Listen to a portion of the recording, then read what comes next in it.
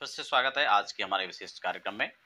देखिए, अगर हम लोग काल सर्प दोष की बात करें, तो कई बार ऐसा होता है कि जब काल सर्प दोष नहीं होता है और लोग आंशिक बोल करके काल सर्प दोष है, ऐसा जो है लोगों को भ्रमित करते हैं।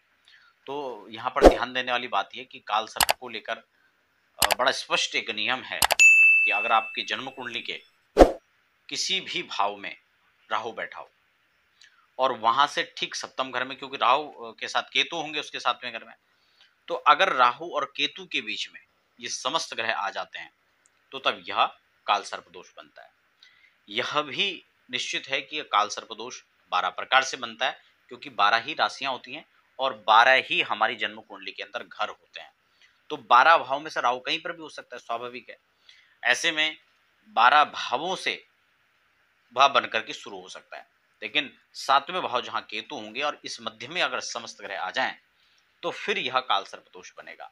लेकिन कुछ लोग हमने देखा कि चंद्रमा बाहर आ गए तो आंशिक बना दिया, कुछ और ग्रह बाहर आ गए तो आंशिक बना दिया, जबकि आंशिक नाम की जो है कोई भी डेफिनेशन ऐसे नहीं है काल सर्प दोष की। अगर आपकी जन्म कुंडली में काल सर्प दोष है तो उसका यह नियम है, आप चेक कर सकते हैं। और अदरवाइज ऐसा नहीं है और फिर आपको कोई कहता है कि काल सर्प दोष है, तो वो बिल्कुल मिथक है।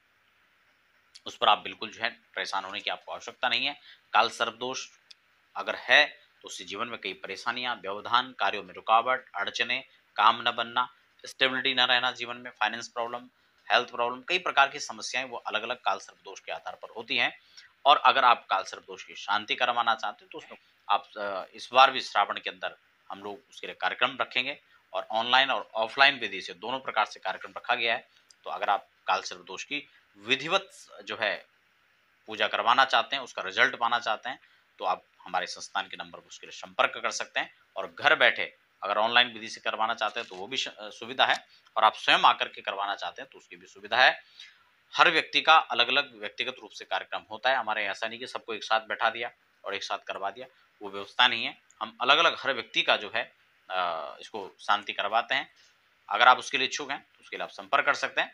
नियम मैंने आपको बता दिया, बिल्कुल भी भय खाने की आवश्यकता नहीं है।